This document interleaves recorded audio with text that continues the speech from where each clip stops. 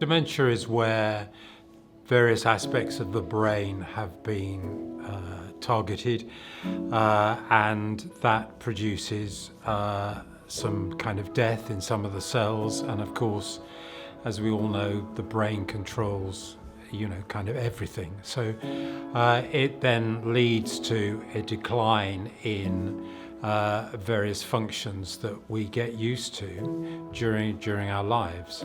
Memory is an obvious one, but there are many other aspects that are affected when somebody gets a diagnosis of dementia. There are various organisations across the UK that aim to alleviate the pressures suffered by people living with dementia and their carers. One of which being the Stephen Joseph Theatre, a founding member of the Dementia Action Alliance, who have recently undergone huge efforts to support those that are living with dementia. So when we were doing a lot of the redevelopment recently here in the spaces, we consulted with the members of the Dementia Action Alliance just to make sure that the signage was really working for people with dementia and just as clear as possible. So things like making sure that the wording, in our case, is white on a dark background, because that is something that stood out really well. A lot of the flooring, we replaced a lot of our flooring. Previously it was quite a very busy pattern, which people with living with dementia could find quite confusing. It was quite swirly for them apparently. So we went for a cleaner approach. It's an ongoing process. We keep getting feedback as well, and we're changing things as we go. But fundamentally, the feedback has been really positive so far from a lot of the dementia-friendly activities that we do.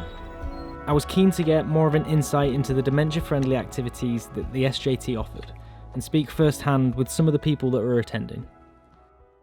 So the music and movement that you've seen is a wonderful example of bringing people into the community, bringing the intergenerational aspect into activity. It's really where perhaps logic isn't playing as big a part as in the rest of life. So activities which rely more on, say, rhythm or imagination or the visual aspects, these are kind of very useful. People with dementia are living in the moment, in the present tense, and therefore anything that actually engages them and stimulates them and enables them to have fun and to relax, and for the carer to feel for a few minutes or half an hour that they can get a bit of a break. These are fantastic things. So I think Wendy likes seeing, and we like seeing, when the children come in as well, we like seeing their faces light up and we sway to the music, and music and movement is something that everybody can do, isn't it? No matter how old, whether they're like 18 months or 8 or 80.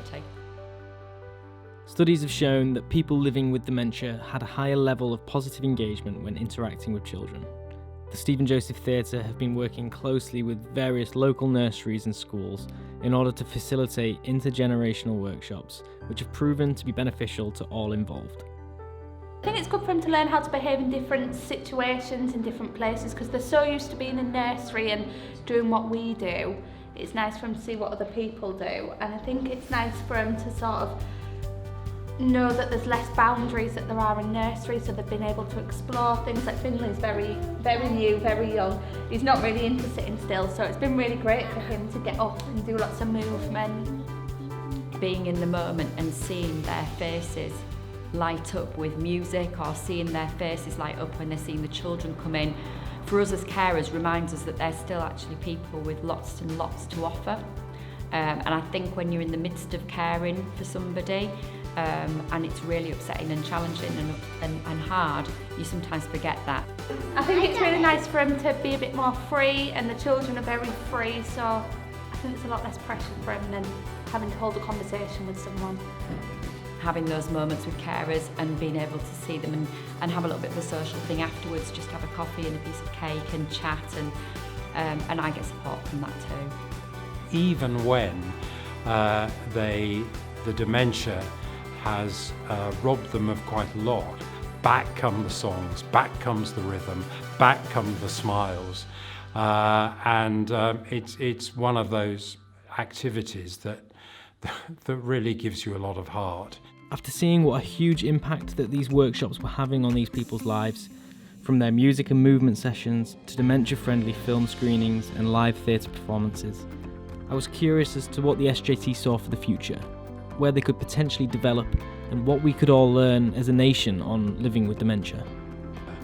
I think actually to have some kind of play or show which involves people with dementia would be good. We have had some preliminary discussion, perhaps to kind of script a play that charts some aspect of dementia.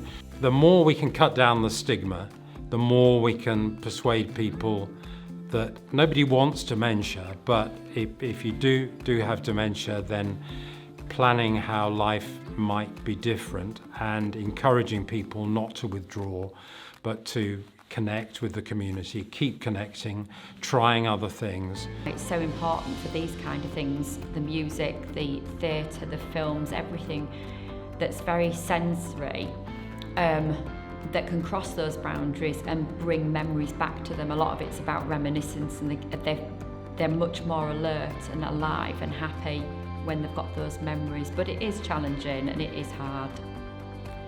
With the will and with the enthusiasm and just over time, we've been able to do more and more, and it's become a very important part of life for a number of people with dementia and their carers in the community. That's excellent, and if we could develop that in all sorts of different fields, that would be excellent.